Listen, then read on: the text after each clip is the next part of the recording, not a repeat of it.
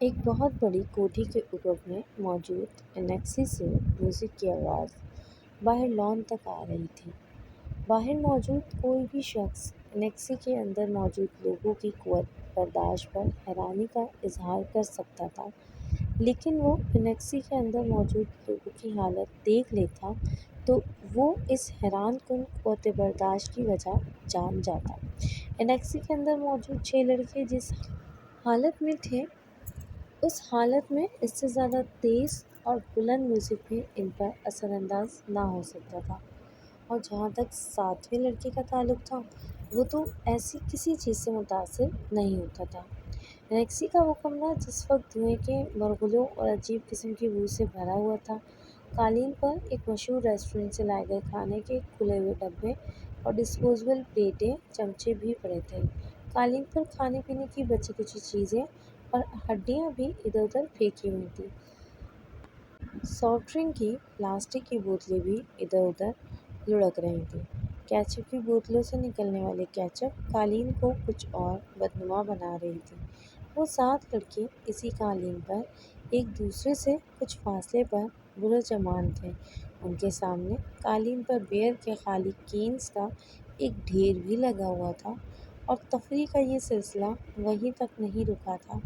اس وقت وہ ان ڈرگس کو استعمال کرنے میں مصروف تھے جن کا انتظام ان میں سے ایک نے کیا تھا۔ پچھلے 2 ماہ میں وہ تیسری بار اس ایڈونچر کے لیے اکٹھے ہوئے تھے، اور ان 3 مواقعوں پر وہ 4 مختلف قسم کی ڈرگس استعمال کر چکے تھے۔ پہلی بار انہوں نے وہ ڈرگ استعمال کی تھی جو ان میں سے ایک کو اپنے باپ کے دراز سے ملی تھی۔ دوسری بار انہوں نے جو ڈرگ استعمال کی تھی وہ انہوں نے اپنے ایک اسکول فیلو کے توسط سے اسلام آباد کے ایک کلب سے خریدی تھی، اور اس بار وہ جو ڈرگ استعمال کر رہے تھے وہ انہوں نے ایک ٹرپ پر راولپنڈی کی ایک مارکیٹ میں ایک افغان سے خریدی تھی۔ تینوں مواقعوں پر انہوں نے ان ڈرگس کے ساتھ الکوحل کا استعمال کیا تھا، جس کا حصول ان کے لیے مشکل نہیں تھا۔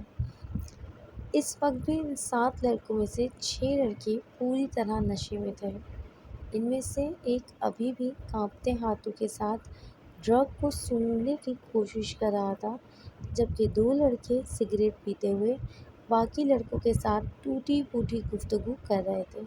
صرف 7واں لڑکا مکمل طور پر ہوش میں تھا۔ اس لڑکے کا چہرہ پمپلز، مہاسوں سے بھرا ہوا تھا، اور اس کے گلے میں موجود ایک سیاہ تنگ ڈوری بھی 3-4 تانبے کی عجیب سی شکلوں کے زیورات پروئے ہوئے تھے۔ ایلوس پریسلے اسٹائل کے کالرز والی ایک چیکرڈ ڈارک بلو شرٹ کے ساتھ ایک بیہودہ سی سرمئی جینز پہنے ہوئے تھا، جس کے دونوں گھٹنوں پر میڈونا کا چہرہ پینٹ کیا گیا تھا۔ اس نے آنکھیں کھول کر اپنی دائیں طرف موجود لڑکوں پر ایک اچٹتی نظر ڈالی۔ اس کی آنکھیں سرخ ہو رہی تھیں، مگر اس سرخی کے باوجود وہ ایسا کوئی تاثر نہیں دے رہی تھیں کہ وہ باقی لڑکوں کی طرح مکمل طور پر نشے کی گرفت میں تھا۔ چند منٹ انہیں دیکھنے کے بعد اس نے سیدھے ہوتے ہوئے ڈبیا میں موجود باقی ڈرگ کون میں ڈال دی اور ایک چھوٹی سی اسٹرا کے ساتھ اسے سونگھنے لگا۔ کافی دیر کے بعد اس نے اسٹرا کو ایک طرف پھینک دیا اور اپنے ہاتھ کی پور پر تھوڑی سی ڈرگ رکھ کر زبان کی نوک کے ساتھ کچھ دلچسپی، تجسس مگر احتیاط کے ساتھ اسے چکھا۔ دوسرے ہی لمحے اس نے برق رفتاری کے ساتھ اپنے بائیں جانب تھوکا۔ ڈرگ یقیناً بہت اچھی کوالٹی کی تھی۔ اس کی آنکھیں اب پہلے سے زیادہ سرخ ہو رہی تھیں، مگر ابھی بھی وہ اپنے ہوش و حواس میں تھا۔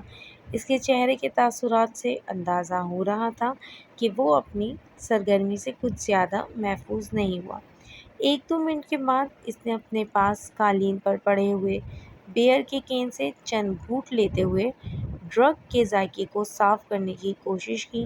کین رکھنے کے بعد وہ چند منٹ تک کون میں موجود ڈرگ کو دیکھتا رہا۔ دوسرے 6 لڑکے اس وقت تک نشے میں پوری طرح دھت کارپیٹ پر اوندھے سیدھے پڑے تھے۔ مگر وہ اب بھی اسی طرح بیٹھا تھا، کین میں موجود بیئر کے گھونٹ لیتے ہوئے۔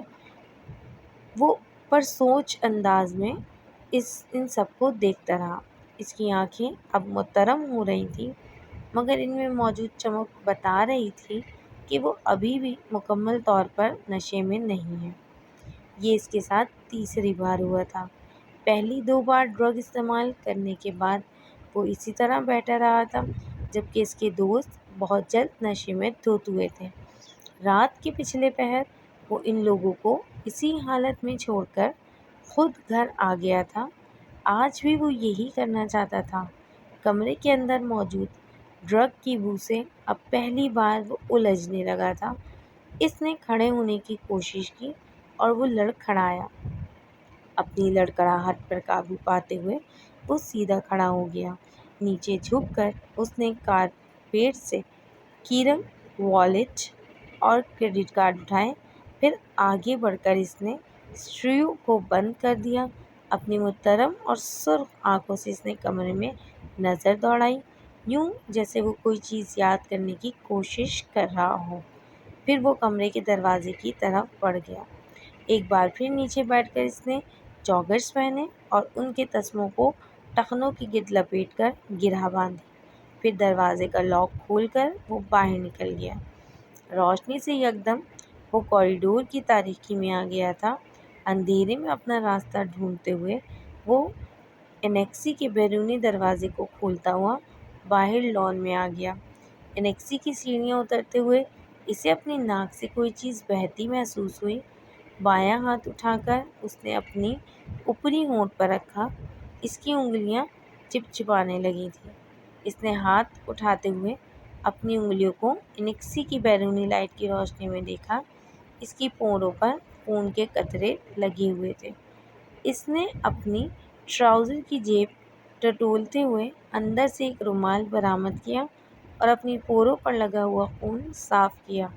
اس کے بعد اسی رومال کے ساتھ اس نے اپنی ناک سے چمکنے والا خون صاف کیا۔ اسے اپنے حلق میں کوئی چیز چبھتی ہوئی محسوس ہوئی۔ اس نے کھنکار کر اپنا گلا صاف کرنے کی کوشش کی۔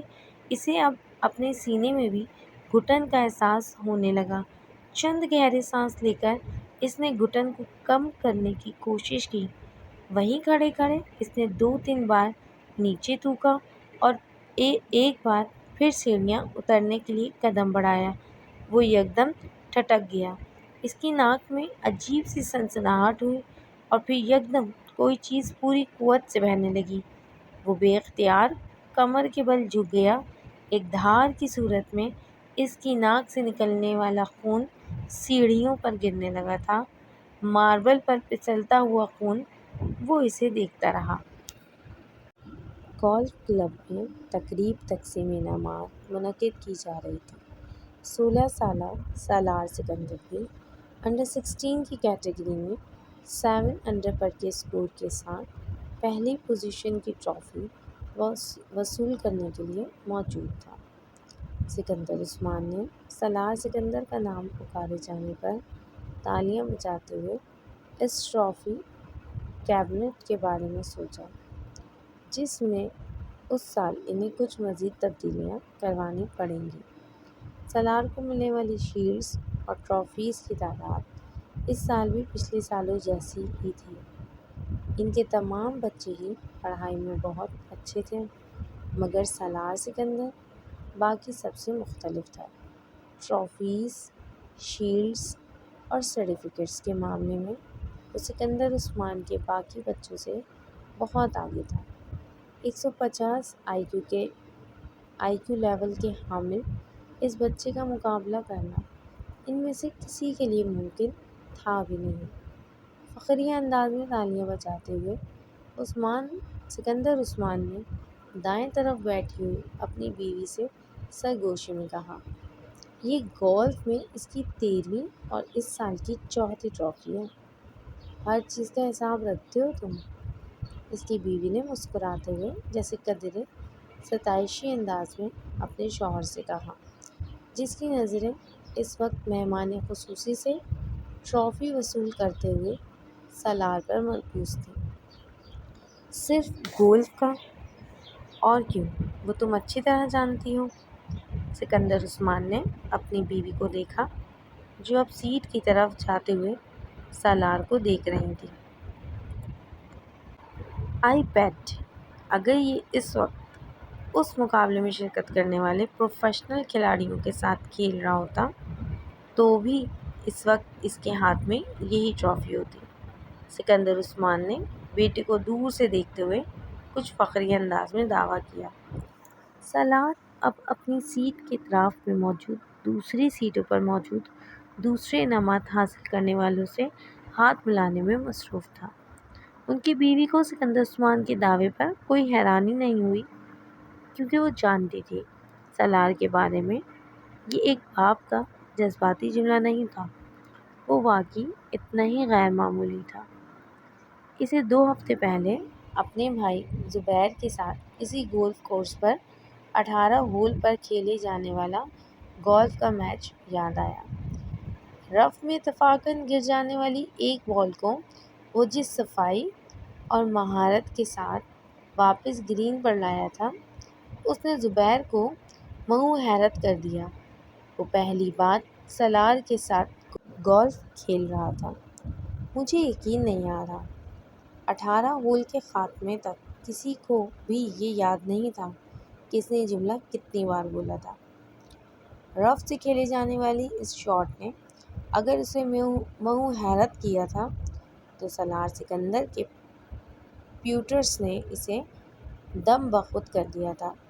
گیند کو ہول میں جاتے دیکھ کر اس نے کلب کے سہارے کھڑے کھڑے صرف گردن موڑ کر آنکھوں ہی آنکھوں میں سالار سکندر اور اس ہول کے درمیان موجود فاصلے کو پاما تھا اور جیسے بے یقینی سے سرہاتے سالار کو دیکھا۔ آج سالار صاحب اچھا نہیں کھیل رہے۔ زبیر نے مڑ کر بے یقینی کے عالم میں اپنے پیچھے کھڑے کیڈی کو دیکھا جو گولف کارٹ پکڑے سالار کو دیکھتے ہوئے بڑبڑا رہا تھا۔ ابھی یہ اچھا نہیں کھیل رہا۔